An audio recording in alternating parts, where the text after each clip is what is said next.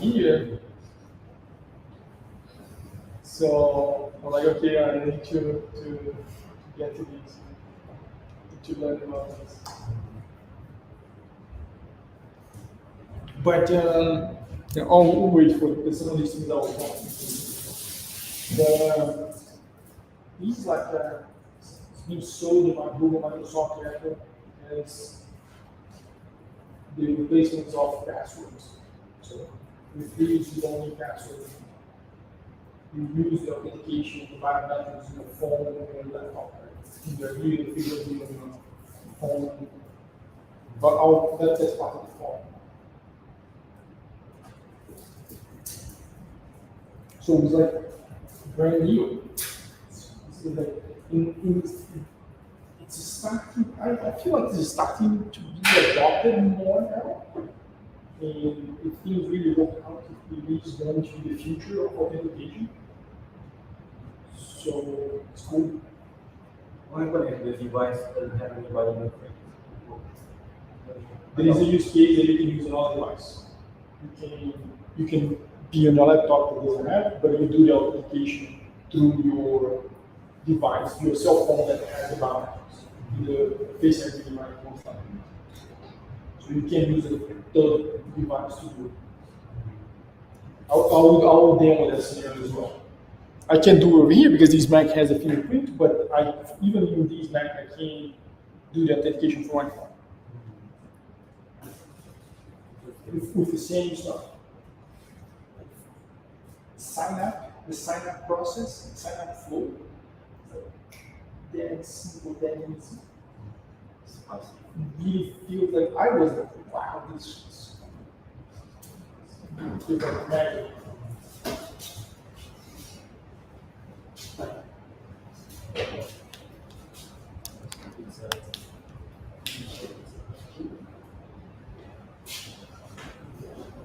Right now? Yeah, but we're already there. Some people.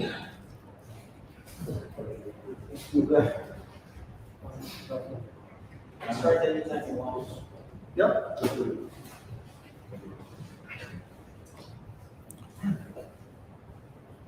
So are you? Is it live already? Or you? It is already live. It's already live. Okay, all right. So what is it showing up my presentation, right? The slides. How are you presenting it? That's kind of showing up here. I just don't know what is live. So you see. It is, yes. All right. All right, everybody, we are live, and we're gonna get started the meetup for the month of what month is now? June, July, June. Okay. So here, first Tuesday of the month. Today is KL98, Penang 47, and is brought to you by these two little organizations here. These two organizations, Engineers My and Ruby My. And I think you can also find all these folks on that Facebook group or on their website, and also on this website, Meetup. And you can also find us on GitHub and on Slack and on Discord. So you can find us everywhere almost. Today's venue and food is sponsored by our friends at Catersport, Singapore's largest online catering platform. All folks from Catersport, thank you so much. I really appreciate you having us here and sponsoring our pizzas. Thank you so much. Note to introduce yourself. So we have a few people here in the organization. I'm not sure we're going to be able to get everybody here on the stream, but I'm Helio, I'm here in KL. We have Goy from Penang, and we have Tristan here helping with the background work that we do here on the so it makes it all work. So you're not gonna see all of them here online, but believe we're all here.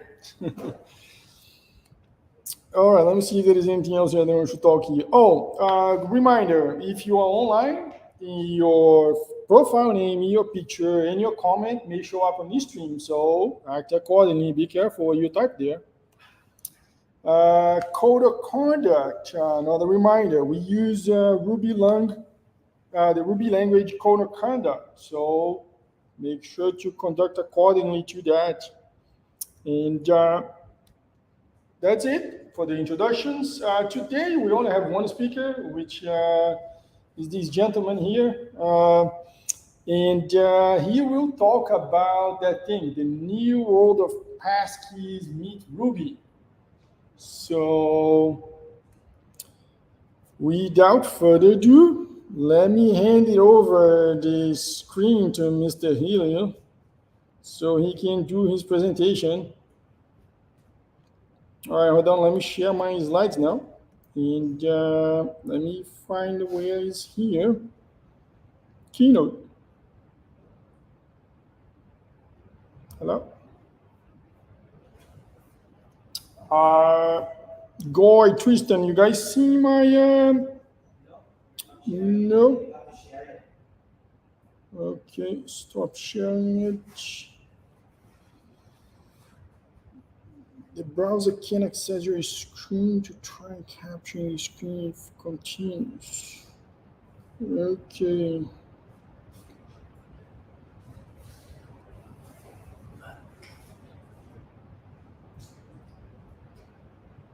How about now? Not yet. Okay, so let me try one more time. I'm gonna try to do. Sharing through Slack. No, I'm trying to do my laptop now. We'll see it when it shares, so you have to share it. Yeah, so there's a little error happening here. Let me see if it works now. Okay, let me try to share my entire screen and we'll see what's gonna happen. You see, I tried to do just the keynote, Yeah, and it's failing. because what does it say? You see, it's not showing up here. Yeah, because no, because we don't see. See if it's showing up now in the streaming.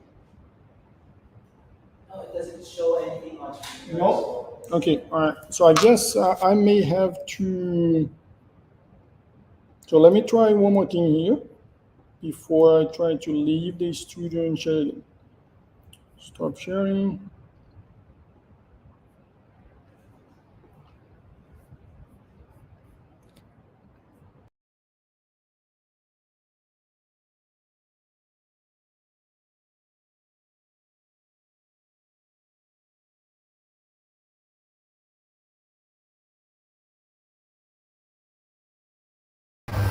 I'll just be here, so Helio is trying to join.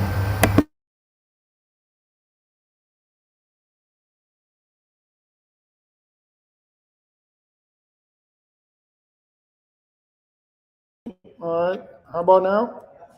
Okay, so let me see if you guys can. Let me know if you see these. Are you seeing that? No, not yet. There you go. You see the new world Passkeys meet Ruby? All right. Let's go, ladies and gentlemen.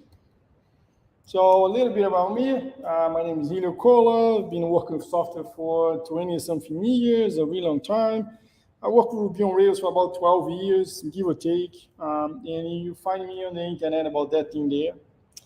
Same thing I say there all the time. I love this GIF. When I look to this GIF, it's like it's me working, my cup of coffee, and me and my keyboard. So I look into that, I see myself. It's I don't know. I really like it. I have that everywhere. The So slides are not changing. these lights are not changing. You know? Also, your webcam is off. Also, what? Your webcam is off. Okay, all right. So let me put my web. So these lights not changing, right? Yeah, you have to share the application. You can't share the screen. Mac doesn't like it. Okay. So let me see if let me try to.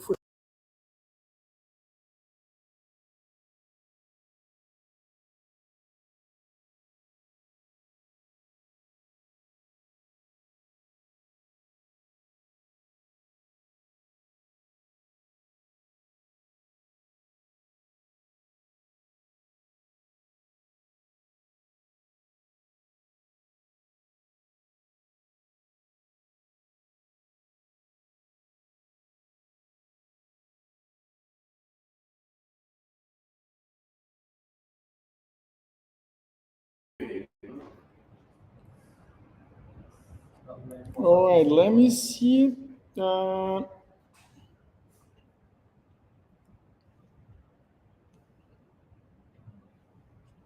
not, just share your screen with Louis on Slack, and then let him present his Slack screen. Okay.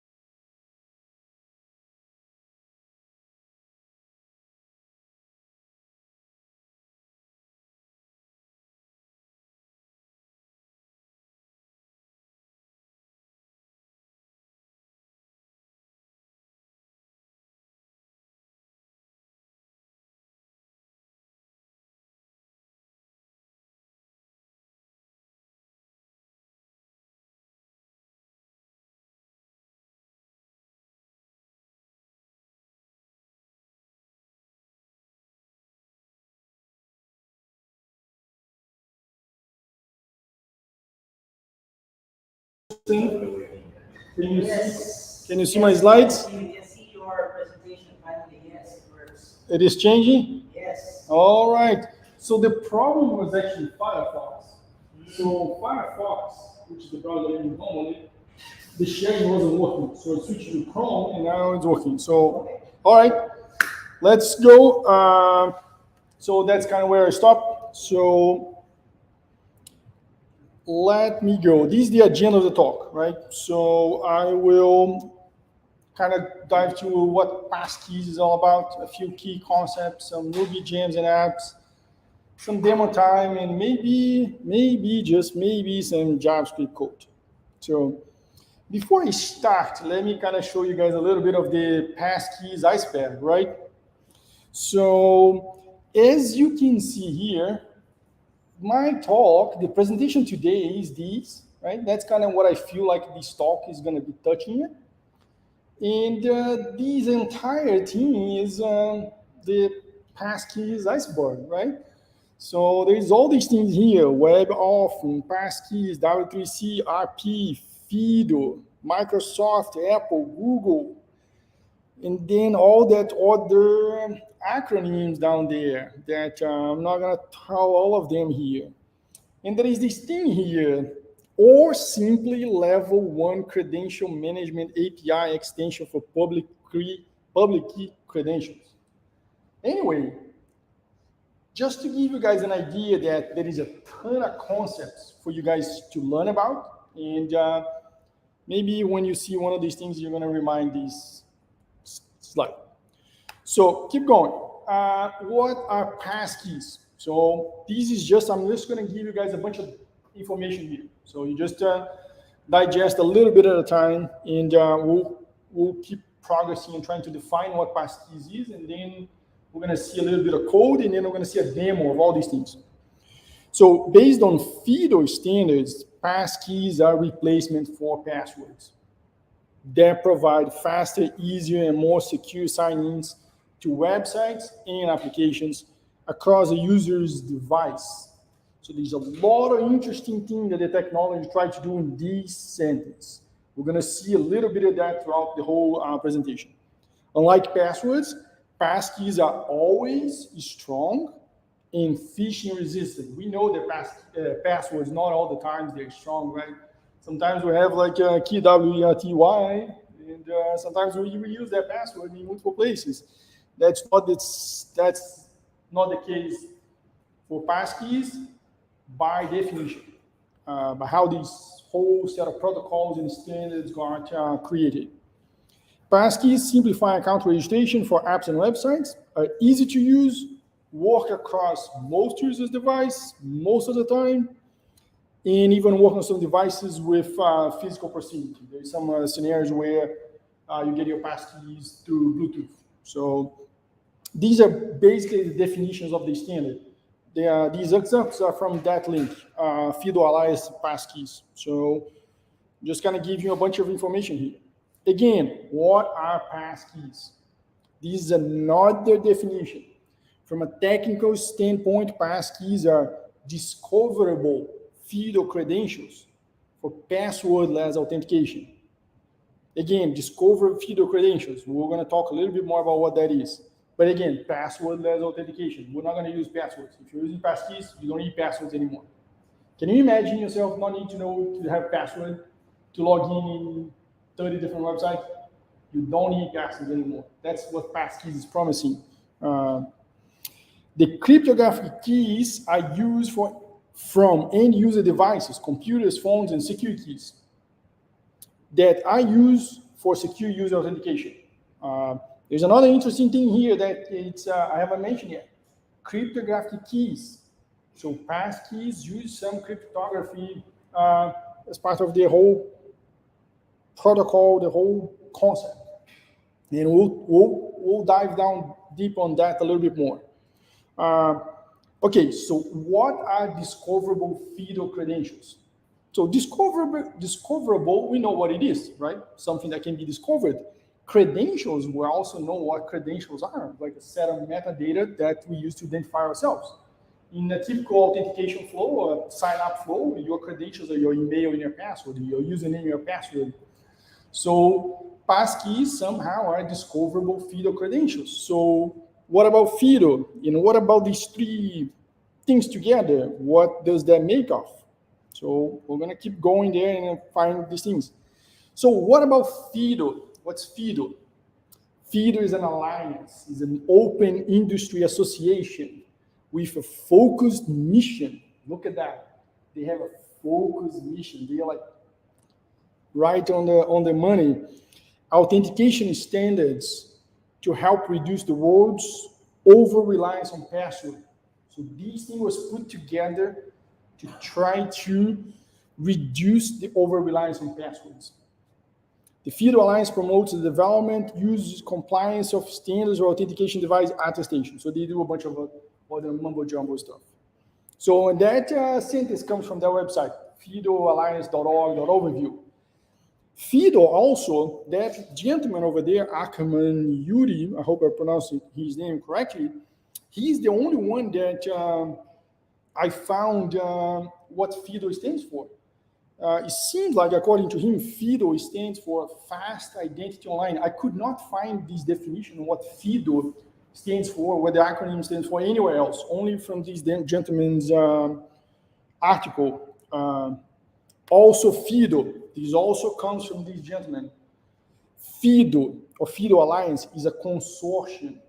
It's a group of companies, right? A bunch of beautiful names that develops secure, open standards, phishing-proof authentication protocols. New thing here. One of the things that they are trying to stop is phishing. Some of the problems that I have with passwords when they are not strong. FIDO Alliance was created in 2013, and now it has over 300 members across the globe. FIDO has three main protocols: UAF, U2F, and FIDO2. I put these little acronyms in my ice bag there, and we're not going to dive into too much what these protocols is. I just want to kind of give you guys some information to define what passkeys are and where it's coming from. And it comes from this alliance.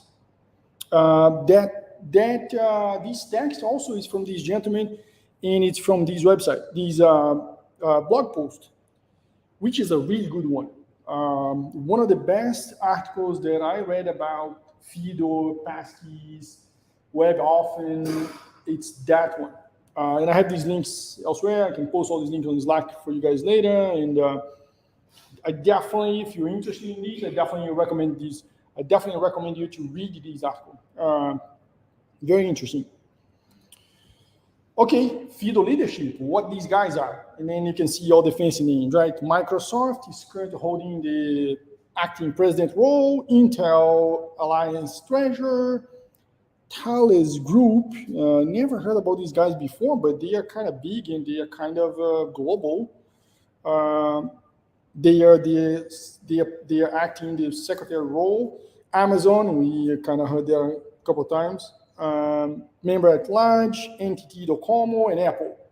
So this is the leadership of the alliance. So all the big guys, right? The big names. And there is about, in their website, there's about 60 board and staff members. So this is all kind of official information from their website. So that's kind of everywhere I found these. I put the reference in the bottom so you guys can see where the information is coming from. So let's get back to Passkeys here. And remember, I'm trying to kind of contextualize what Passkeys are. I heard about these things like a month or so ago. One these days, I saw someone on my Mastodon feed saying, hey, this gem here, Ruby Passkeys, just become generally available, the first release. Someone was kind of promoting like that, like, Passkeys. I read something that like a month ago or 2 months ago, Google was allowing me to do passkeys on my Gmail. So what the heck is that? So that's kind of how I got curious about what passkeys is about. And this was like a month ago, literally a month and a half ago. So it was very recently that I find out myself interested in this. So this topic, back to passkeys. Passkeys are replacements for passwords, right? Password is something that can be remembered and typed. Passkeys is a secret stored in one device, unlocked with biometrics. So, and that comes from that link. Another set of selling points from the alliance in Passkeys.dev, which is all based on the same people, same folks. Passkeys are intuitive. Creating and using passkeys is as simple as consenting. So when you're signing up with your password, you're like, oh, I need to take this password needs to be different from the other side. Or which password manager I use. When you're creating and signing up with passwords, you need to go through all the mental process to find out which, I'm going to remember this password, I'm going to forget tomorrow, all this stuff. Passkeys, the replacement of passwords, they're as simple as consenting. I just need to consent for the passkeys to be created and used in a sign-up. So it kind of feels like little magic, and you guys are gonna see when I demo these. And but anyway, these are not me telling you guys. That's the reference where this information comes from. You see, all these things here comes from this place. Passkeys.dev docs intro. What are passkeys? These are the marketing selling points of the technology. Automatically unique per device. We know we don't use a unique password for every single device. It's a pain. If you're really into password managers, then it's kind of easy for you to have a unique, strong password per device. But I don't know, maybe 90% of the world's population doesn't use password managers like we do. Breach resistant. Passkey is only stored on user's device. RP, which stands for Relying Party, which is like your Rails application. RP is your Rails application. RP servers, it stores public keys. That's good, it stores public information. Even servers that assist in the syncing of passkeys across users' device never have the ability to view or use the private keys of a user's passkeys. That's a big, big statement. I'm not entirely sure I trust Apple on that sentence, but this is their marketing selling points. So maybe there is some magic behind the keys that when Apple synchronizes my passkeys between my cell phone and my laptop to the iCloud, and Google and Microsoft does the same, when they do that, my private key does not leave my device. I'm not sure if my knowledge into this hasn't gotten to the point where I can say that this is true, but I need to take their words. But that's a point that I haven't found too much peace with it. But anyway, we'll talk a little bit more about that, and I think you guys some other concepts coming down the pipe is going to trigger your knowledge, your memories of I don't know 20 years old technology that's used behind the scenes for passkeys. It's also phishing resistant. So breach resistant and phishing resistant is like two big things that Passkeys has baked into, is designed into the whole protocol and the whole platform. That's a big, big improvement over passwords, right? So rather than just being rooted in a human who has to verify they're signing into the website or application, browsers and operating systems enforce that passkeys are only used for the appropriate service. Remember, passkeys are unique by design per website. And guess what? Browsers and operating systems are the ones that enforce that. So we kind of know the passwords, right? We manage the password ourselves the way we deem appropriate. Passkeys, you give away a little bit of that control. So the browser and the operating systems are doing some work behind the scenes that doesn't happen for passwords, or it happens in a different manner. So, but here that those three little words there, browser and operating systems, it's where you defer to your browser and to your OS some of the responsibilities for phishing resistant. So you need to trust Apple and Google, Microsoft as much as you want to. So passkeys, what are passkeys?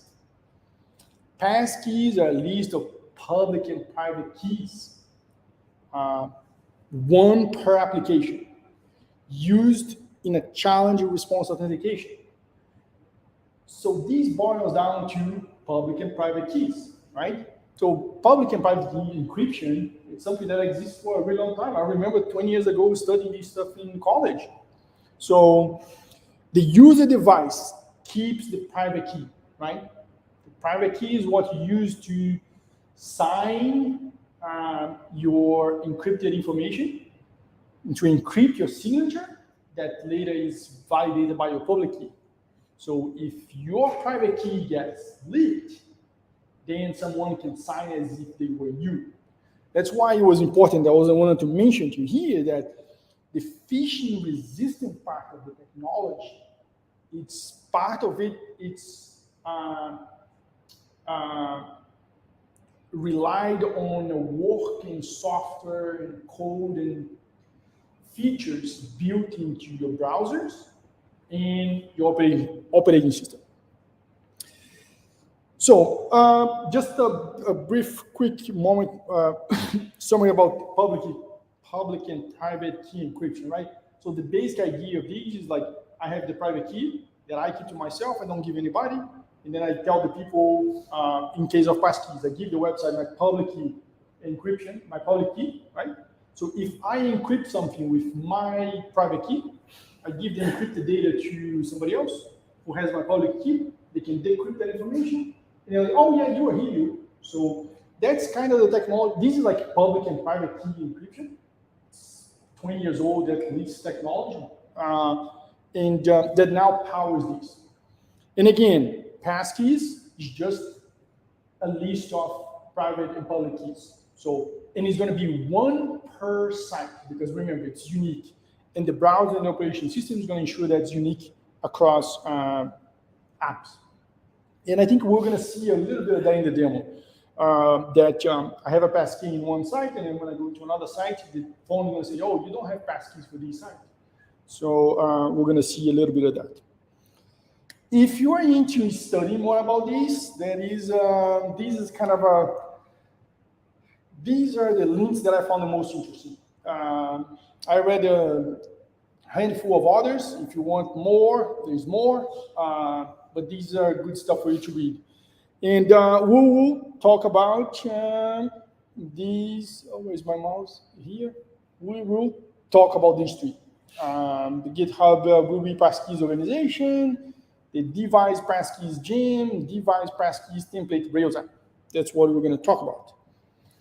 But before we get into coding and code and demo, so let's look into a few key concepts. Which the two most important ones is registration and authentication, right? So those there's not a lot of mystery there. Registration. For password-based authentication, what happens, right? So you go to a website and you create a password and you tell your username or your email. And you tell the website, hey website, here is my email or my username, and here's the password that I decided that's the password I'm going to use. Please store this information, and those are my credentials. Hopefully they're stored encrypted. We know that that's not always the case, but it's a different story. For passkeys based on authentication, the registration process is based on the user creating a public and private key pair for that website. So for each website now, the passkey of that website is going to be like a public and a private key. And I created that for the website. I mean, along with the username, right? So I still need the username, the email username, and my public key. And I gave that to our website. Hey, here's my username, and here's my public key that I'm going to use for you. When I was preparing this presentation, when I was kind of running this presentation today, I was like, oh yeah, this is really much better. But then there's like, I think there is something there. There is a little vulnerability there in that sentence, but in the passkey-based authentication. But I need to think a little bit more about that. Maybe I was just crazy, I don't know. Authentication. So for password authentication, we all know that, right? So you go to a website and you provide your email and you use your password, and then you give those two to the website, like, oh yeah, you're good. That's your email, that's your password, validated, log in, do your stuff. For passkeys, that's a little bit different. Remember, I have to create private keys and I have to do a little bit public private key encryption dance. So this is what happens. So where's my mouse? Okay. So, okay, now it doesn't do that. On passkeys based on authentication, the app or the site provide a test data to the user. The app say, hey, Helio, here's a test data. I want you to create a signature for that data using your private key. So then Helio, I'm the only one who had the private key, right? So, and the private key is stored, it's private, doesn't leave my device, right? And that's Apple's telling me that. Apple is signing down saying, hey, Helio, your private key does not leave your device. And I'm going to encrypt that data with my private key, and that becomes my signature, right? So everybody that has my public key can decrypt that information, and if it gets the information back, then okay, all right, this signature was encrypted with Helio's private key because I'm decrypting that with Helio's public key, all right? So that's it. It's Helio behind the desktop. And then, let me see, give it up. And then the site is going to validate that encrypted signature with the public key. So then I know this is Helio. So that's kind of the passkeys authentication flow, which is primarily based on public-private key encryption. There's nothing much on top of, there's some more biometrics in place. In order for you to access the private key from that website, from your device, right, from your iPhone, from your biometrics enabled laptop, you use your face or you use your finger. So before the user, the device of the user that's validating the passkey can encrypt and generate my signature, I need my finger or my face in front of my phone to access the private key. So that's where the biometrics come into place. I think I think I put that in here. Retrieve it through the use of biometrics, right? So the private key that the user, my device uses to encrypt and generate my signature that it sends back to the site for authentication, it's retrieved through the use of biometrics. So then, if you put your wrong finger in your passkey, or if I put your face on my phone, you're not going to be able to generate that signature to send to the site that can be authenticated. But if my private key does get leaked, then you can sign my signature that's going to be validated in other websites as if you were me. So that's where the whole public-private key encryption, it relies entirely on what? Private key remain private. So I need to think a little bit more about these scenarios because before we couldn't leak my password, right? If my password gets leaked, they know my email is public, all kind of stuff, I can do it. Now you're changing to your private key has to remain private. So what the hackers are going to go after, they're not going to go after your password. They need your public key anymore. They're interested in your private key. That's where the phishing is going to go. It's going to change from one place to another.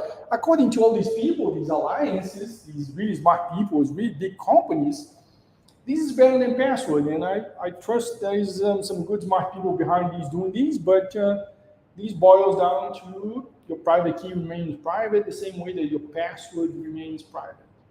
But there is one big difference. If the application's database gets leaked, there your password. Now in the Passkeys scenario, if your service, if your application gets leaked, your database gets leaked, they only get access to your public key. So they're not going to go after the Gmail's password database anymore. They're going to go after the private key that's in your phone. So anyway, let me kind of keep going here on my step and not talk about too much other stuff. So some more concepts. Re-authentication, which is just authenticating again. Sometimes even in password places when you need to change your email, when you need to do some very sensitive operation, decide to just ask your password again. It's the same for passkey. Re-authentication is not really another concept. Device-bound passkeys. FIDO discover credential that's bound into a single authenticator. So anyway, you guys will hear that a lot of times. I'm not going to talk too much on that. Device public key, DPK. These are device-bounded public keys. So remember, passkeys are unique for sites. These device-bound passkeys and device public key, these are per device, per application. It's one level beyond to simplify. So that passkey, if it's using your Mac or is using a different Android phone, and a different iOS phone, that's not valid. That's not device bounded. So it's one extra level. And I think there's some really weird use case like roaming stuff. It's really complicated that I didn't read too much about it yet and didn't learn about it. That I think these are important. But there's some interesting use cases for that. But I'm not going to mention that today. Discover credential, right? We talked a little bit about it. It's credentials that discover credential. FIDO true credential that entirely stored in your authenticator devices, private key, credential ID, user handler, and other metadata. So if your credential is stored in your authenticator, it can be discovered through an authenticating protocol. So one of those little acronyms on the Passkeys iceberg is a protocol, an authenticator protocol. How you talk to authenticator devices or hardware. Anyway, this is too much detail. I even don't know too much about it, but that's what that sentence is about. Cross-device authentication.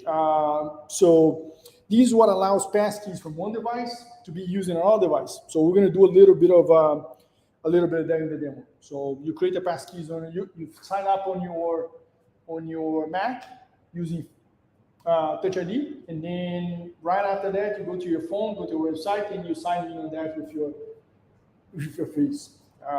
Remember, you didn't create password. You just consent to the app to use the passkeys. No password. Another really cool stuff that I realized when I ran these first time on my laptop is like, I don't need password anymore. I only need my finger and my face. So it was really cool, really interesting. There are more. Oh, sorry. There are more concepts. Out-of-field UI, conditional mediation, conditional UI, roaming authentication, user presence, user verification, user verifying roaming authenticator. And there is more. So that's the website where all these references are coming from. I'll just kind of give you some of the key ones, but there is a ton. I recommend you read that reference tons. It's interesting. I found that interesting. Anyway, all right. We are now, if you guys are paying attention, we are now all experts, right? In the technology. We know everything. We know the concepts, and we know some of these terms. Anyway, let's look into some code now. So these are the things. These are the GitHub repo that got me excited about.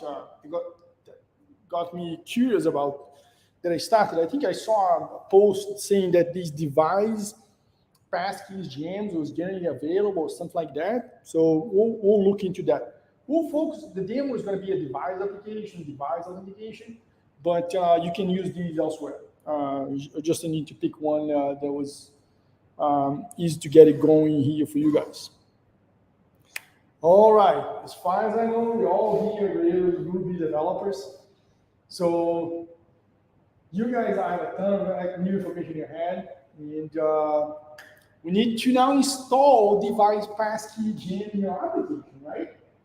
So here's a little trivia. Just want to kind of switch a little bit of you guys' mindset. We're not going to talk about passkeys, concepts, authentication, terms. No, we're back to our Rails application. We're talking about gems now.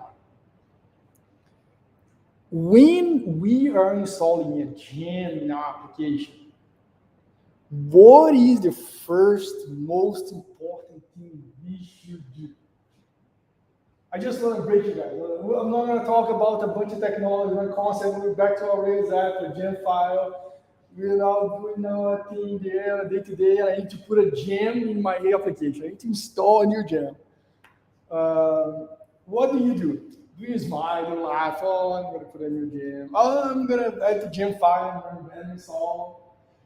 These are triggers. It's a question. I want you guys to, I want to answer for you guys. Do you kind of scratch your head? Oh my gosh, another gem. Holy moly. Do you, oh, I'm tired of another gem. So what is it the first most important thing that you guys do in your routine when you're installing a new gem?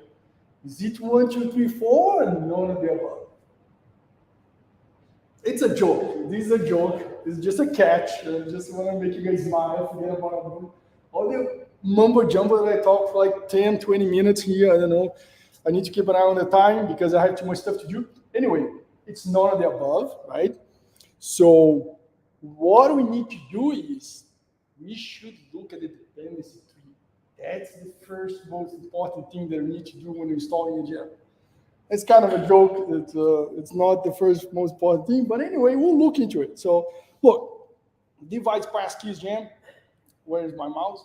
Oh, there you go, here. That's the gem that we're installing. It depends on device, right? So we have a Rails application using device. That's why we picked this gem. So devices are there. There is a warning web off on gem. So the device passkeys are only 2 dependencies. So device we know, this is a warning waffle. And warning web waffle use warning. Warning is like a rack authentication, middleware framework, set of APIs, guidelines, or whatever, something like that. If you're using device is compliant with that.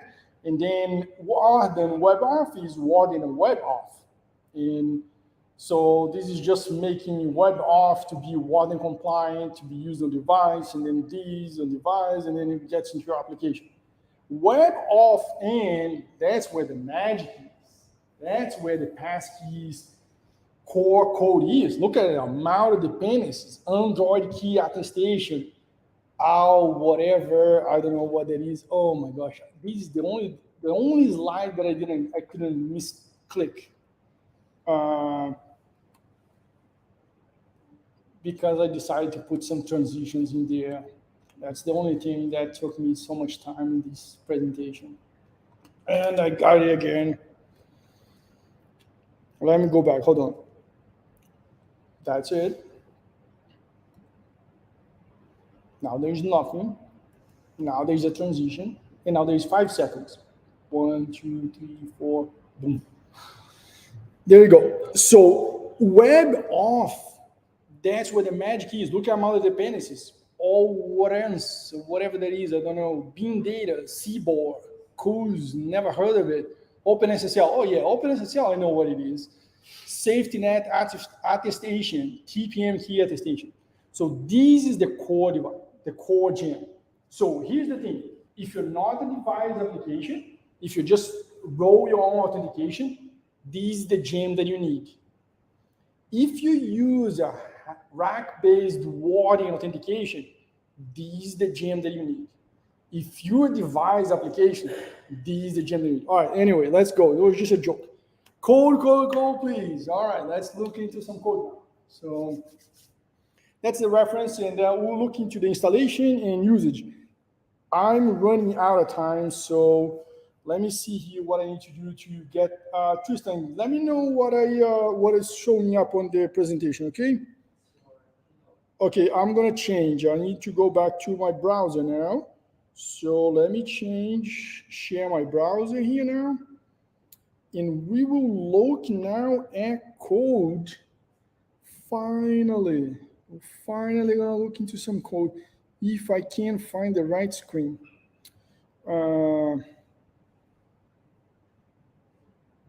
I think this is it. Let me see if I got what is showing up on the presentation. Oh no, I got the wrong one. That's a terminal. Let me see here. Hold on, let me share. Let me find the right window.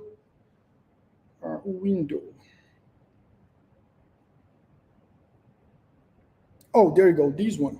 I made it easy for me to remember. But what's coming down on the presentation? All right, sounds good. So. Okay, something not working here. Oh, I think I need to do this and that. Tristan, can you see if you're seeing Ruby Passkeys device Passkeys gem on the presentation? All right. Okay. So anyway, that's the gem that I'm going to do, right? So what is the first thing we do when we need to install gem? Put in the gem file and run bundle or bundle install, depending on your type of guy you are. Usage. So this is a device, right? So we have these device tokens here that you use what you want to use. So there you go. Your device, your user model, right? Remember back to our Rails application, user model, authentication, password, that kind of stuff. So user is device and it inherits from all your device and stuff. And then you need a Passkeys authenticator. You need Passkeys. That's a model that you need to do. You need a few other things here that's kind of by design. You can customize and do a few other things. This one here also, if you want to do some more customization, you can use that callback to do some more stuff. So you put this in your user model. That goes into your user model. And then there's a few other things here. You need to have a column this way. But it just, you basically need to do a has many relationship. Probably these worth dependent destroy. So that's a detail, not Passkeys related. So this is the migration that you need. Rails G model, you need to create a new model Passkeys. So you can enable these has many Passkeys relationship. This is the basic information that you need about Passkeys. A label, an external ID, public key, signing count, unless you use it. Here's an interesting thing. I'm not sure if you noticed already, but I can have many Passkeys as a user. And signing count now depends on the Passkeys that you use. But are Passkeys unique to your website? Yes, they are, but maybe you need to get Google and Apple on the phone, like, hey, you two, stop messing around with each other and implement this thing correct for Mac users. So anyway, so you still need a has many password, has many, and in some edge cases, if you're a Mac user, if you're an Apple user, maybe you're gonna need two Passkeys, but for the same website. But that's a Google and Apple thing. We don't need to worry too much about it. So that's it. And so you need to generate the device controls and views because we're going to have to customize them a little bit. You need to.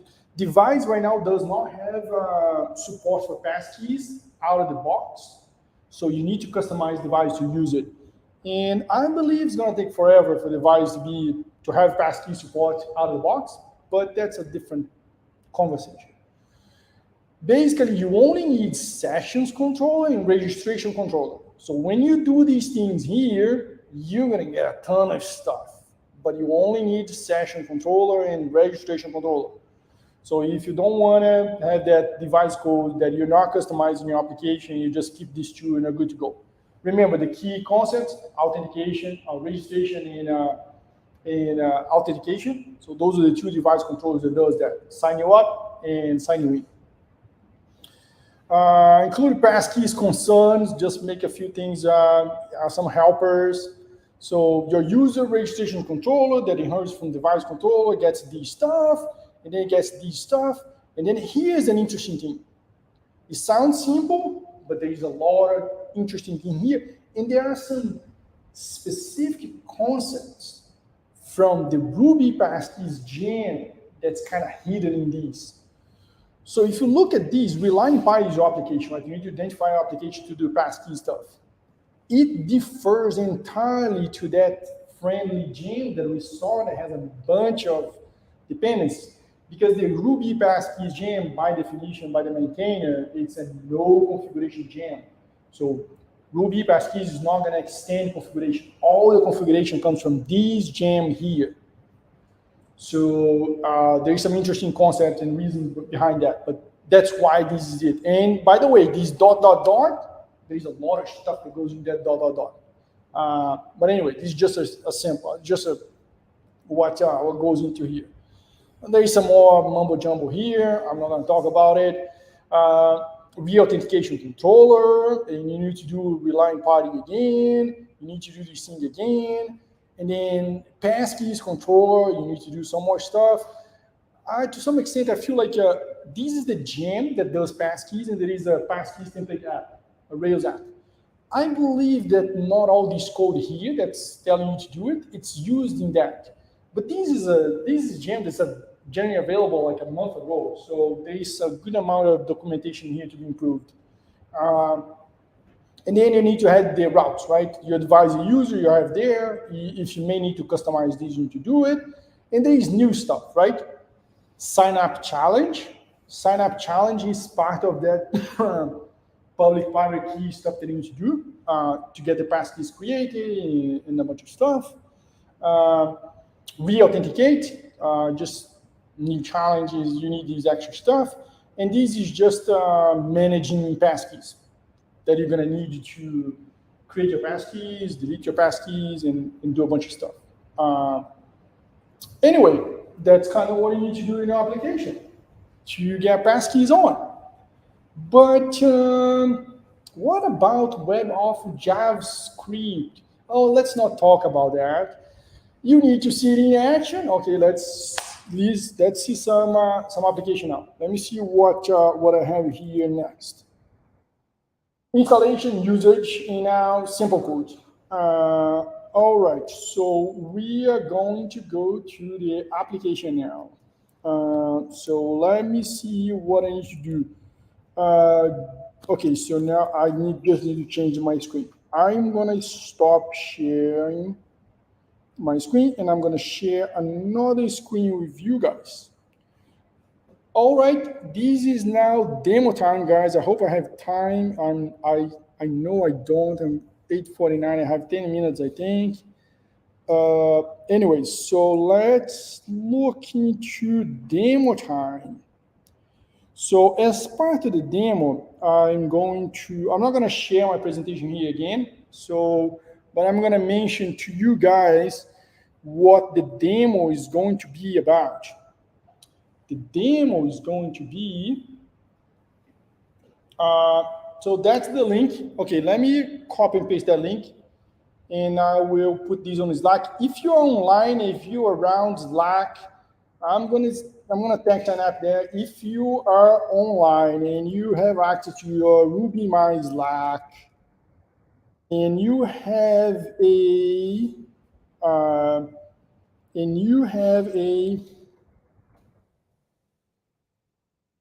biometrics enabled device, you can go to that link. That link is an ngrok link that's pointing to my laptop. You need to trust. If you don't know what ngrok is, you need to trust that is going to my laptop here that I'm presenting.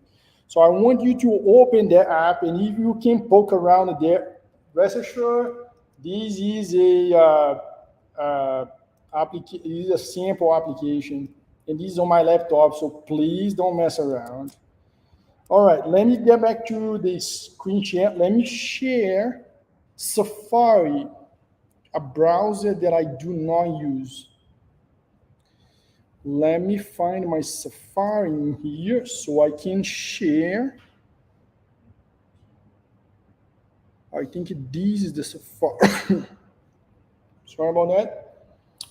All right, that's Safari.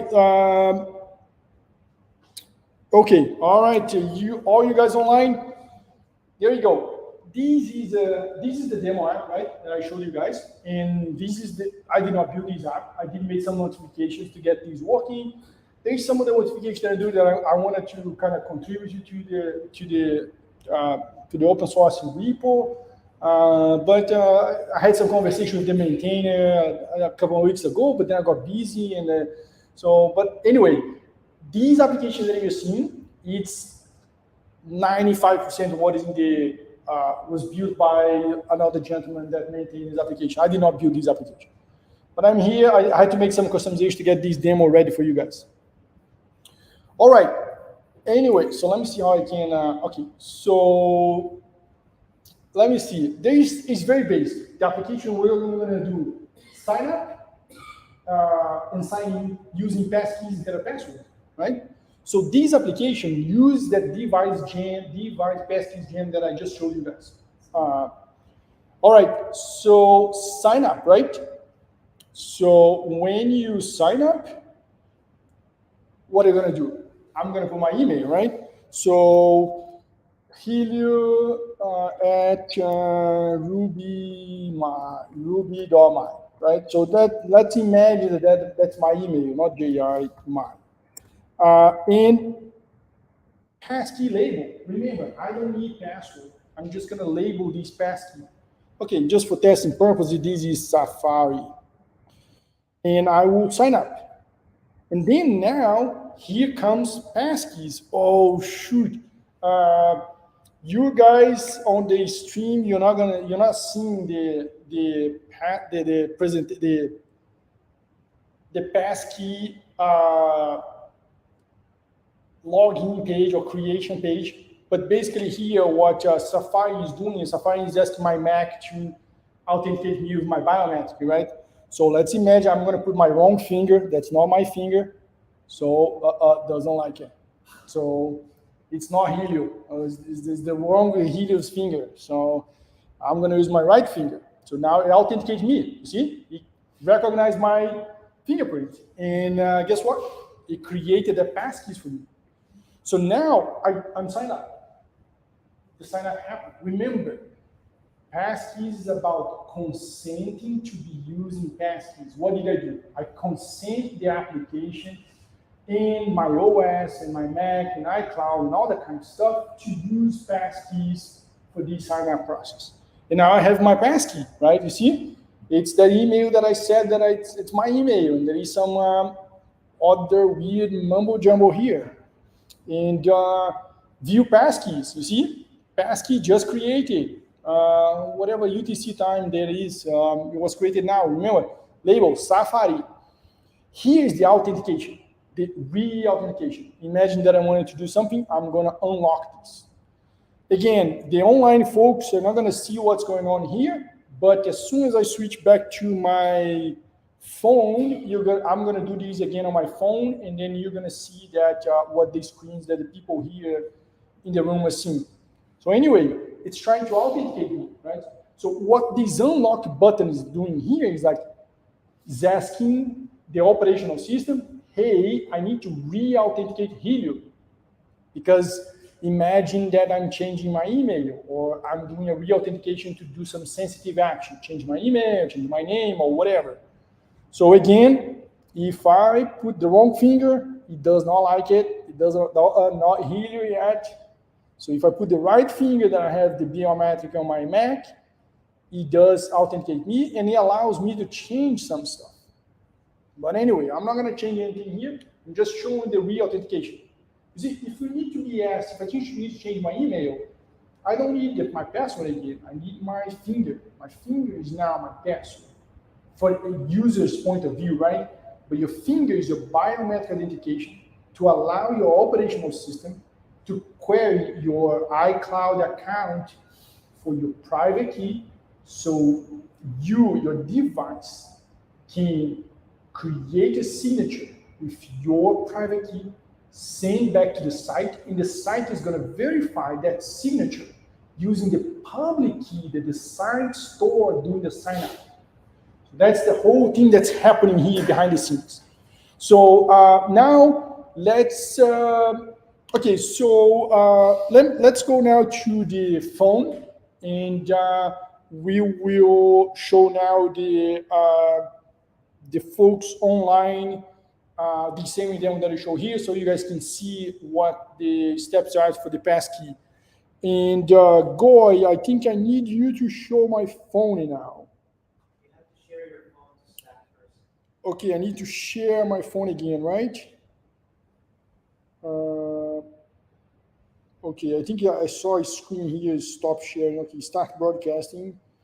I think, okay, there we go. So now for the folks in here, I need to do this. So you guys are gonna see what's happening on my laptop, right? On my phone. All right, sounds good. So let's get into Safari, the browser I do not use. Anyway, here's the same site, and these screens here for the folks here is going to be weird, but that's me and Goy. For you guys here, if you want to see it. Anyway, this is the same application. Look at the browser here. We're not going to be able to see, but you see here, it's the same application that's running the same in Grok tunnel. If you guys pay attention here, it's the same application. You just need to trust me. It's the same application. So I already signed up, right? I already created a passkey. I already signed up to this site. I registered already. They already have my passkey. So what I'm going to do, I'm going to sign in. I want to see the magic happening. So I'm going to sign in. So I need to do something else here. I need to refresh this browser because there we go. So folks in the online, on the online streaming, so that is the screen at the bottom, the sign in, the things, that's what you didn't see in the other demo that I was talking about. So this is the app is asking my cell phone consent to allow me to use my passkey. And look at, I'm not be able to highlight, but that is the email that I used. And that long URL is your application, right? So if you cater sport and you implement this, that's going to show up like, do you want to sign in to cater sport with your saved passkey for Helio at ruby.mine? Yes, I want. There is other options. Let me see what they show up. Okay, so in the other options, I have other options, right? I can use a different device. You see, if I'm on a Mac and a laptop that does not have biometrics, I can use another device. I'm gonna show that in another demo if I have time.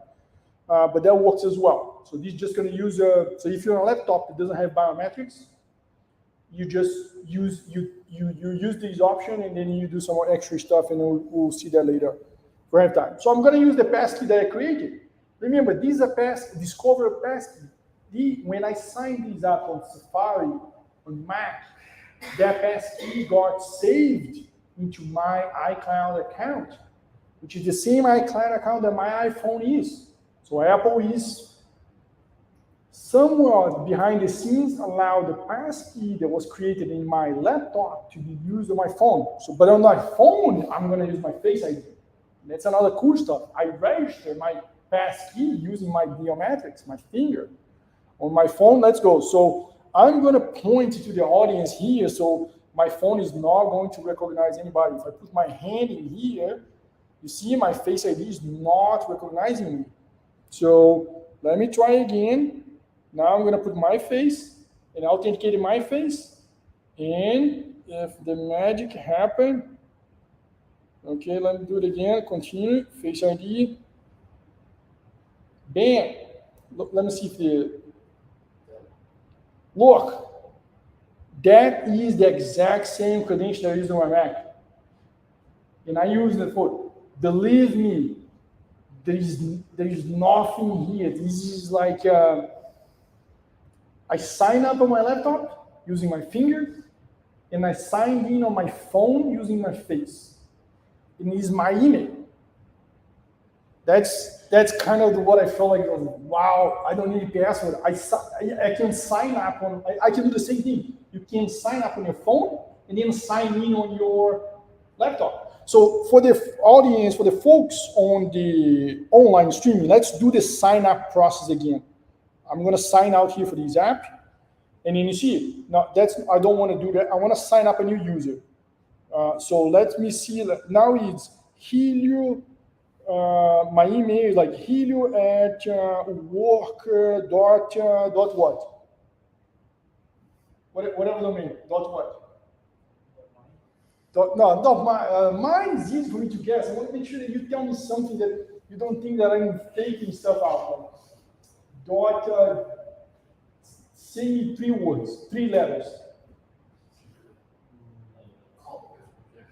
Call, no, pick something different, weird. This I can guess as well.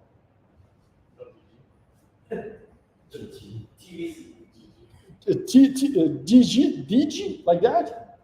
Okay, there you go, DG, I don't care. It's DG, you told me, I didn't prepare these in advance, so I would never guess DG. I would guess worked on mine, and I need you guys to do something that I prepared. So the DG I would never guess. And then here, I'm on my Safari on my phone, so I'm just gonna put phone. And then, okay, all right. Now I'm signing up. Remember, sign up, I only need email and a label for the passkeys. So now let's sign up. So here is, let me move this screen down here. Okay, folks in the online streaming, so this screen at the bottom is the one that you guys did not see when I was doing these on my laptop. And the folks here in the room, they saw it. So here is, my phone is requesting my consent to create a passkey for that email and for that website. And then and then you see, you have the other options. So if this cell phone that I'm using does not have the biometrics, I can use another phone. Hopefully we're gonna get time to do that, because I think it's gonna be a little tricky. But anyway, so if you do that, what you need to do is like, you click there, and then that's a device. That's a QR code. So now you pick up your device that has biometrics, that can identify your finger, your face, and then you scan the QR code, and then you're gonna see the device that you're gonna see your Face ID being recognized, and then that's the consent that you need to do. You unlock your biometrics, validate your biometrics, and it allows your phone in your browser and your operational system to create a passkey. Remember, to create a public and a private key. Private key stays on the device, public key gets shared with the application. So anyway, let's do that. I'm gonna do that. Okay, I'm gonna put my hand in here. Oh, it picked my face. I believe Apple Face ID doesn't recognize my hand, just my face. But anyway, so that's it. I signed up. Remember, Helio at work.dg. That's the email that you guys told me. I did not do anything. So I signed up on the phone, and then let's do the re-authentication, right? So view passkeys, and then I'm going to use the unlock. The unlock is the one that re-authenticates you, right? If you're doing some sensitive action in your application and you want to change the site or the application, ask for you to re-enter your password. Now I'm going to be away from my phone, so I'm going to put my hand, and Apple Face ID is not going to recognize my hand as my face. So you keep the consent, right? So yes, I wanted to allow to use my passkeys. You see, it doesn't get my hand. It does not get my hand. When I put my face, hold on, go. There you go. It recognized my face and allowed me to do it. So this is the sign up and the re-authentication on the phone. I signed up on the phone, and and I did the authentication. If I log out here, so let me go back, I can sign out, right? And look at what is interesting. So I signed out, I'm back to the login page. See, I have 2 passkeys. Remember, on this application, I signed up my personal account. What is my personal email? My personal email, helio.ruby.my, that's not my email, that's fake, don't email me that address. And also helio@work.dg is also not my work email, don't email me on that, but those are the emails that I sign up on this site. And I have passkeys for this site, for these emails. I have 2 accounts, as if I had 2 passwords. I can pick each one of them to use. But again, if I use helio.dg, and then you see Face ID, it does not recognize my hand, it does recognize my face. And then it authenticates you back on helio.dg. And then you see, if I go back here, and then you're going to see helio.dg. So if I do that again, sign out, and in sign in as my Helio Ruby My, I'm going to put my face here, and then, bam, now I am authenticating the passkeys that I have are Helio Ruby.my. So as if I had 2 accounts, 2 passkeys. So this is on my phone, right? So now let me see here, Goy. All right, there you go. So you're back to my device, right? To my laptop. Okay, sounds good. So let's do that. I'm gonna sign out here now. Can you try new keys?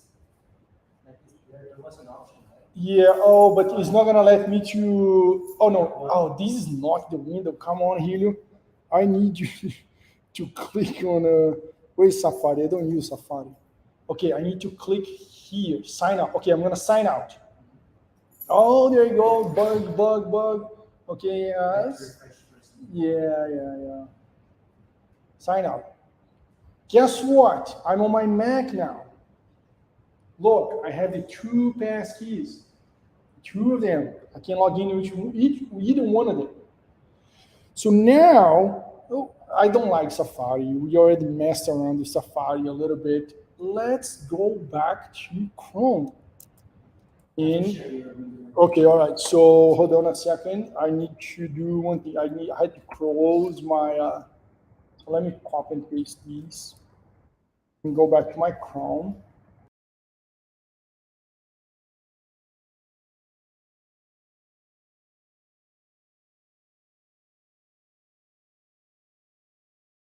Or I'm gonna have to set up everything again. Oh no, can you put my laptop again? I have to share my screen or my screen, right? Screen doesn't work with. Okay, so I need to share my Chrome. Okay, there you go. Okay, now I'm gonna share a window, StreamYard, because I want to show. Oh no, I'm not. Okay, look. I'm on Chrome now. I'm on Chrome. But guess what? This is login. Yeah, this is login. So let me cancel here. I'm gonna do this again. Oh no, I need to do this. I need to refresh the page because it's just a demo app. So now, Chrome, Google, and Apple, they had a thing. I think at some point they kind of were not happy when they were building all these technology. They were not happy with each other. So they kind of like, Apple, I'm not gonna do this. Google, I don't like you. So they had a little thing, I'm pretty sure, when they're building these standards. So Chrome on Mac doesn't kind of integrate with my iCloud account, with my operational system. So anyway, I'm gonna scan the QR code. So you see, Chrome is Mac, your unknown device to me, so I'm not going to use whatever passkeys you had at the operational system level. So me, Chrome, I'm going to consider you, Mac, as a known passkey enabled device. iCloud, I'm not going to integrate with iCloud. So then what this use case is Chrome is pretending it's on a device that does not have biometrics. So they give me a QR code that I can scan on my phone. So my phone has, and I have the passkeys on my iCloud. So I'm gonna scan the QR code. Guys, guys on the streaming, I'm not gonna have time to change the screen, but basically here is asking, Goy, can you change back the streaming to the phone?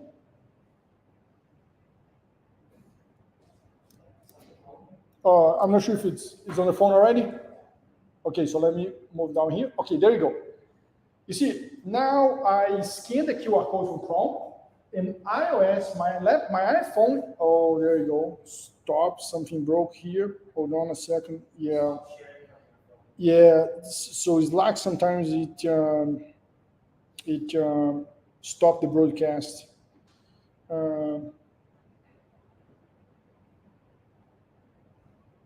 Okay, I think I'm gonna have to start all over again. Yes, I will. So hold on in there. Okay, there you go. I think it took forever for me, but anyway, let me. You can remain on my phone, and I will redo the authentication here. Redo the passkey, QR code stuff. All right, I'm gonna do a little faster now, not poking around. But anyway, I'm doing the biometrics now on my phone. And then I'm gonna recognize, let's use work.digi. So it finds my Face ID. And then okay, now change back to the laptop, Tristan. There you go. The browser that was asking for my biometrics, for my passkey, is authenticated on work.digi. So this is one device use the QR code to do the biometrics and the private key, public key dance, right, on another device. So I use my phone, I scan the QR code on my phone, and there, in the biometrics to identify my private key for their website was done at my phone, and then the result of that, the signature was sent back to the application, which verified, oh yeah, there we go. I can decrypt the signature using Helio at work.digi public key. Okay, there you go. There you have it. Helio work.digi, you authenticated. I validated your passkey. And bam, that's it. So that's kind of what I wanted to show you guys. Let me see here. I think there was a, yeah, so the scenarios that I wanted to do on the presentation was these. Let me see if I have something else. Can you show the workflow for Unity? I have one.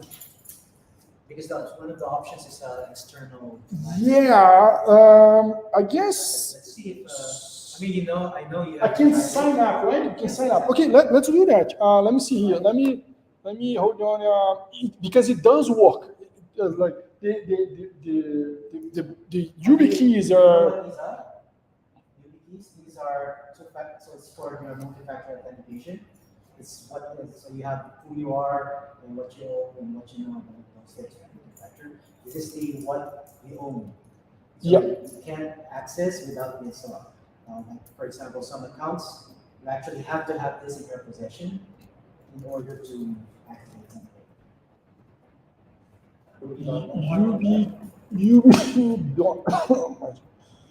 UB.key. Safari. I'm going to sign up, and then all the devices. A security key. So let's do security key, and then so you need to put. I think it will prompt you because otherwise it will. You can use one of the. Is compatible here? Okay, all right. So let's do. Oh, did you put a finger here as well? Correct. Yeah. Oh, perfect. So you continue first. I never seen these demo before. You have to quit this because it simulates a keyboard. To quit, right? Okay, all right. So let's continue here. Setup key for. Yeah, it's inserted. Okay, now you put your finger. Well, any finger works. Any finger works? Yeah, because it's what you own. It's not a. You're not stealing my fingerprint here, are you? Okay. What is this? Sure. User web auth. Okay, it doesn't work on this demo. So, Okay, well, but anyway, it was interesting. It was a good translation. Oh, there's a translation missing, but web auth user verification error. So let's try that on Chrome because it's possible sometimes sign up. you have to share the. No. See, It is. yeah.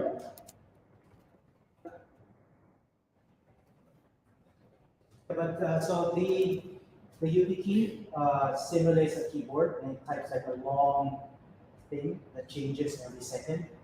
That's why you have to like touch it so that you activate it. You're actually in possession and it's not remotely activated. So I think I may need to try again. I don't want you to steal my fingerprint. so it's not a fingerprint reader. It's just like No. Okay. Do you have a pin and a? no. This one doesn't have a pin. You can put Okay, any so- pin. This is setting it up for your device.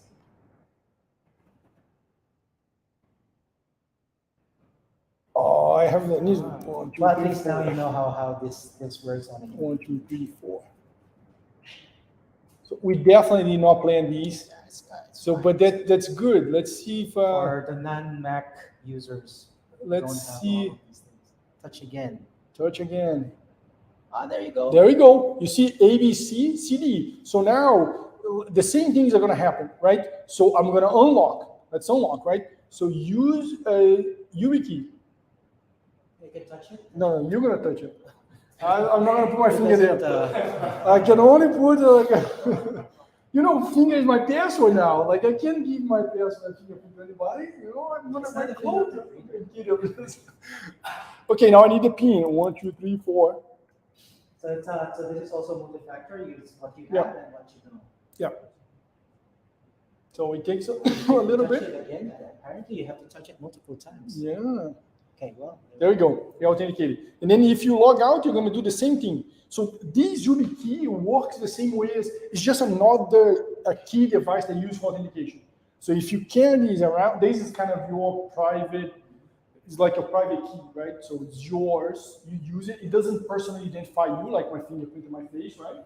That's me. This is something that doesn't personally identify you, and you can carry it around. But if you lose it, you lost your private key. Just why you have a backup key. Yeah. You always set it up like one, and then the other is a backup. You put it in a safe.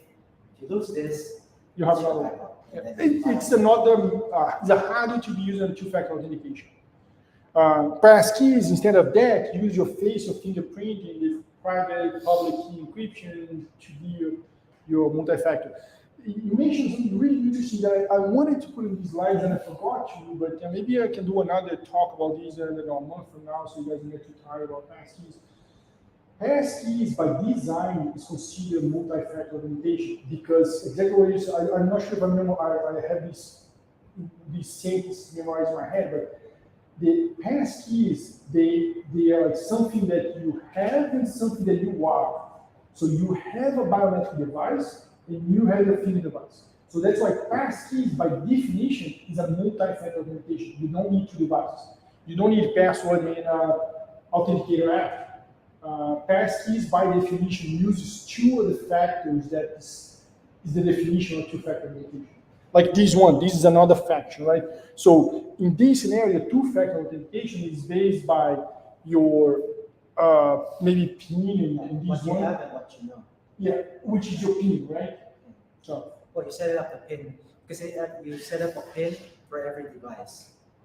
Like this, for example, is paired with a pin. Even if you have this, but you don't know my pin, for example, and I set it up on your computer, even if you have my key, you can't use it. okay, cool. So that's the thing. Anyway, Multi-factor is like how we usually have two or more of these things.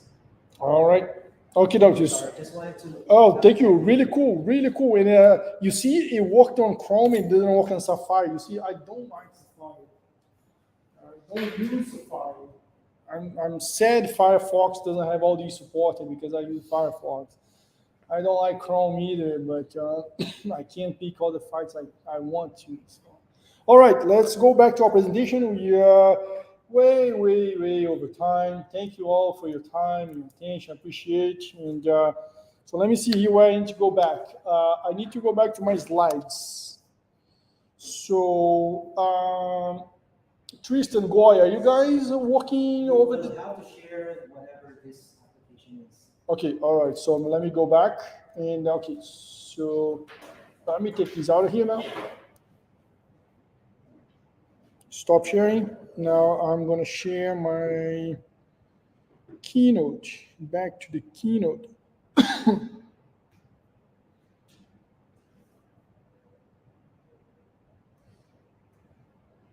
All right. We've seen the demo. Just a disclaimer here. I want to be sure I did not wrote 95% of this code. It's like the demo is like comes from the Ruby Passkeys jam. Some of these strings that I have here on my local machine, I already spoke with we have some kind of chat with the guy, a gentleman called Thomas Cannon, who created these Ruby Passkeys GitHub organization and created these applications. And he also created the Ruby Passkeys jam. He's the only maintainer. He's asking for other people to help maintain these things. Some of the things that I did here, I'm talking to him like, hey, you need to do these on this application as well, so you can demo like I'm demoing here to you guys today. But anyway, some of the changes that I'm doing, I'm probably going to convince him to push these, so you may not need all the changes that I have here. Anyway, this is the demo scenario that I showed you guys. Log in, log out iPhone, log in on Mac OS and using iPhone Face ID, we got that. We did the registration on Safari and Chrome. Like I mentioned, there is a little shenanigans, a little non-compliance between Chrome on Mac OS and your iCloud passkeys. So Mac OS users should not create passkeys on Chrome. Otherwise, they will be stuck and not be able to use it on their phone or elsewhere. But anyway, I think Google and Apple, excuse me, Google and Apple will come out. We'll figure that out soon. Anyway, are you guys up to some JavaScript code? So JS. Remember, this is the device Passkeys template Rails app. And look at that. Application JavaScript registration form.js. This is our demo app, right? That's the app that I demoed to you guys. Look at that. It's importing some nonsense JavaScript from another WebAuthor.json browser pony field. It's not nonsense. It's really important JavaScript code. I'm just kind of poking around, messing around. But we'll talk about that maybe in a JavaScript meetup. But what I wanted to kind of mention to you guys here is that the code that interacts and gets the passkeys from your operational system is a browser JavaScript API. So the Rails app imports this guy, which just wrap navigator.credentials.create and navigations.credentials.get. This is sign up, creating your passkey, public and private keys, and then when you're doing the authentication. So remember, the browser and the operational system is the one that creating and ensuring that your private key remains private and all that kind of stuff. So all the way down the level at the very last edge of your Rails app, that is this package, which makes these browser API calls. That's enough for JavaScript for today. But anyway, if you guys get curious, so there's a bunch of stuff. So all the documentations, these APIs are very well documented in those URLs, those links that I sent you, that I put in the first slides. They all refer to these because that's what the browser supports. So if you are using a JavaScript application, Node.js app, you'll be calling these APIs probably through some packages and all that kind of stuff. Probably through like, 55 dependency tree package, like JavaScript way. Anyway, I'm just kidding, I'm just messing around. Anyway, that's all, guys. That's all I have to show you guys today. And any questions, comments, concerns? Have you all drink the Passkeys Kool-Aid? Are you all Passkeys fan experts now? If one of you guys says maybe, I think you're worth my throat. Any question, comments? I don't believe you, Helio. You faked all your stuff.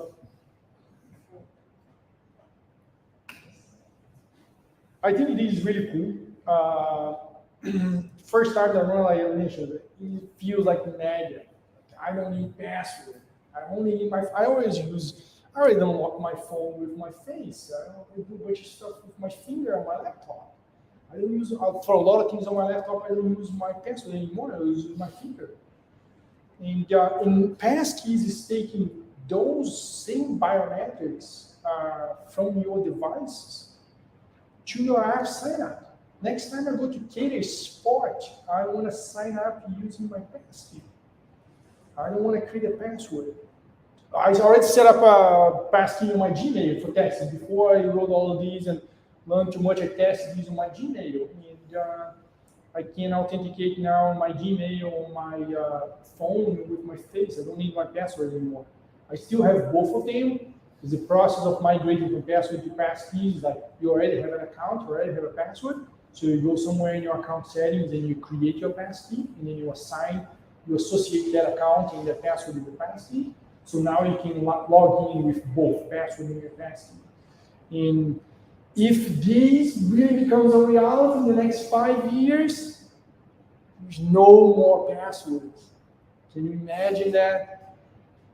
No more password. You don't need password anyway. One interesting thing about this, tagging back to the Bank Negada hackathon that managed to get a few folks to jump the cliff with me, is that if you think about it, nobody can impersonate you anymore. How does someone going to impersonate and take over your Gmail account with a big account? In order to do that, you need two things. Either they're going to steal your private key that's on your phone.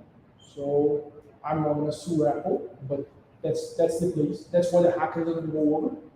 Or they're going to cut your finger, right, like in the movie. I don't need you anymore. I only need your finger. Or if your phone and in your face, so I'm going to kidnap you and you do it. But impersonate, accounts take over, impersonate you. Now needs your phone or your private key. It's on your phone that someone needs to hack your iPhone, in Apple. And they need your finger in your face. Before, they only needed to hack my website and steal my password, or they can guess my password. My password is wrong. My password is not strong. So I do believe that this has good potential to kind of get rid of passwords, or definitely to reduce the over-reliance on passwords. But now look around the stuff you're doing. Which application you ever seen using passkeys? None. So these are technologies still trying to be adopted. Gmail already have. If you go to a Gmail now, tonight, tomorrow morning, or tonight, or tomorrow night, and you go to a Gmail, you send your passkey and you do it. You're done. That's it. Nobody else. I haven't set passkey on my iCloud account yet. I haven't tested it. I read the news that Google Gmail was supporting, so that's why I tested it. And then I spend more time reading about it and getting this presentation together. But anyway, so I think this is really cool. It has good potential. If 5 years from now there is no more password, these FIDO people, these companies here, these gems that are going to be in all their applications. And every single Rails application is going to have this thing. All right. Thank you. If you don't have any questions, comments, or concerns, thank you all so very much for your time and your attention.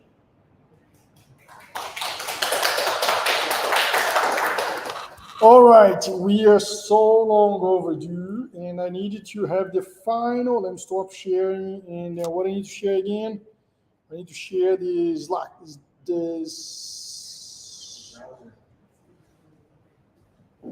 I need to share. We're going to miss the other parts. So, I need to share. What is this screen? Oh, this one. That's what I need to share. And I need to go back. Oh, that's not it. Wrong keyboard. Shortcut. That's it. All right. Parking lot. What do you tell parking lot? Again, questions that you said you're going to answer during your talk, but instead you park it. okay, parking lot. Does anybody else want to talk? Usually Goy does the parking lot, and he talks a little bit about other things that he's kind of doing. Is he here? He's muted. What's the next one? All right. Hiring shout-outs. Our friends Arcade Sport is hiring. They managed to hire 3 full-stack developers. Now they're hiring a UI and UX role. It's already filled. They just they already there. just advertised it a few weeks ago. Yeah. Hiring You know, guys. Ruby, my meetup is like that good for you to hire people. Like, we need to send thank you all guys, Arcade Sport folks to host me. It's bad news though, because now it's like looking extras. Yeah, so they hired all the 3 full-stack developers, and now if anybody knows the UI UX guy, so Arcade Sport is still hiring. So, see you all next month. Well, you're not doing the what do you call this? Parking lot? Today I learned. I thought you had it today. I learned from. No, I don't remember that. Well, I'm sharing something. Okay. If you don't mind, I have just 15 minutes. Something that I learned. I'm sharing my screen. Okay, so hold on. I need to move. I need to change the view here. Hold on a second. Just to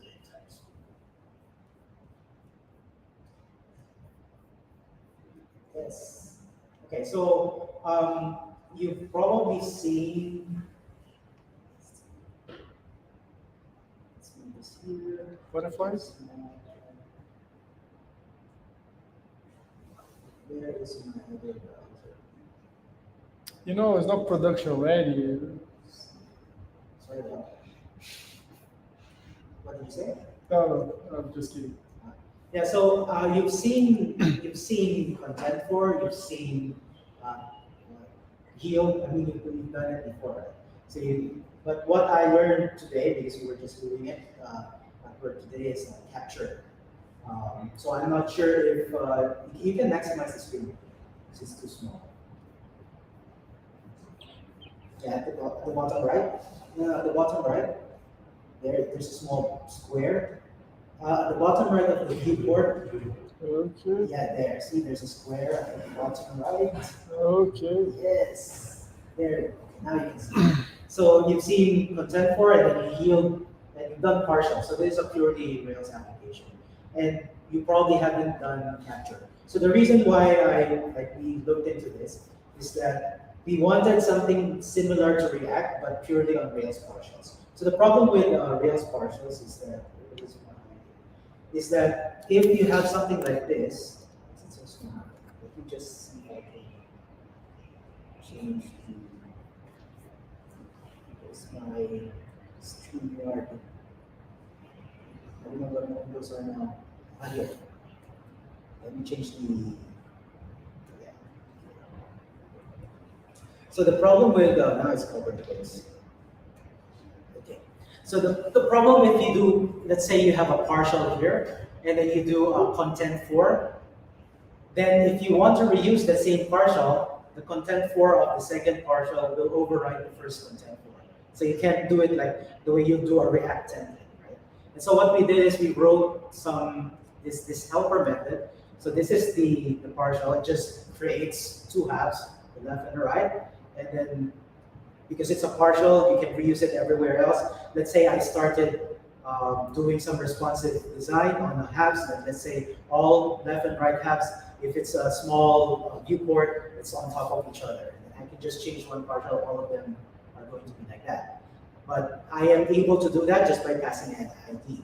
And so what we did is we wrote a helper that just does a capture, sends it into a block, and with the locals of ID, and then we have the locals assigned here.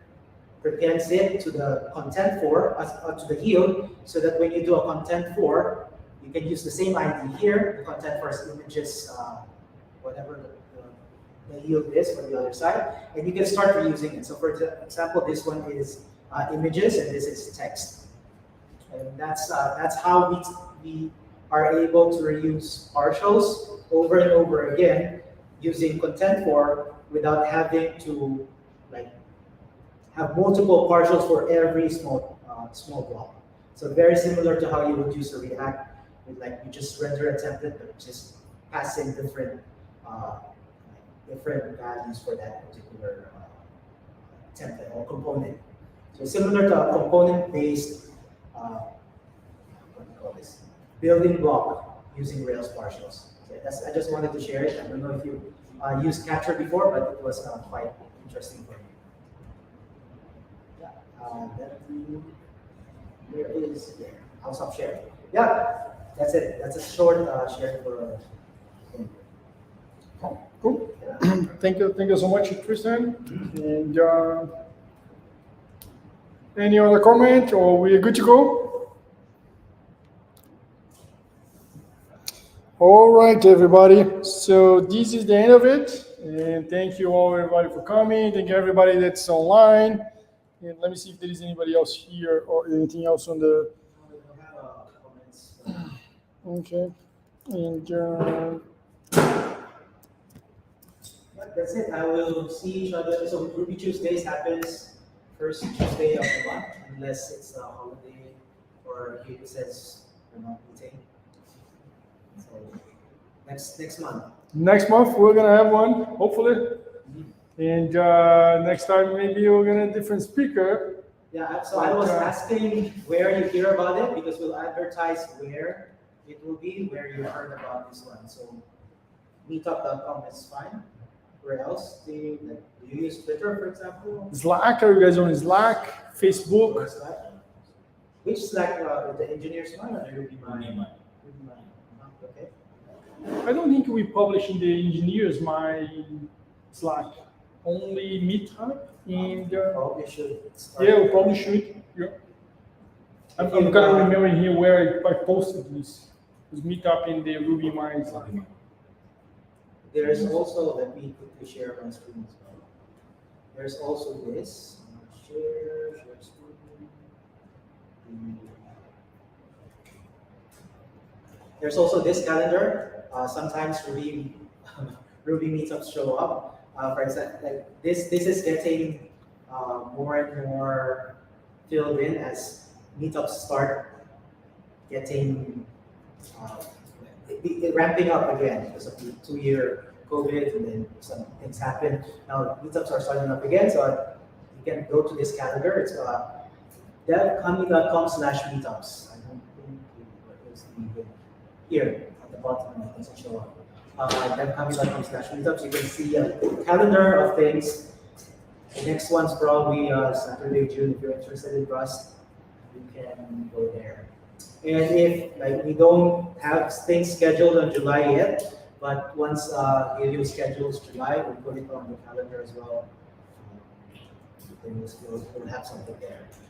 What are the previous ones? Can we go back? Doesn't even show up. Anyway, yeah. So DevOps Malaysia was here in May. C++ Malaysia was there. So yeah, as things happen, the calendar will be filled up. All right. All right, thank you all very much. You're welcome. Hope to see you next month. Hope it was interesting. Yes, I don't know. You can end it soon, or you can keep on broadcasting. Gui, I'll end the broadcast. Are you still there? Yes, end broadcast. I'll end it.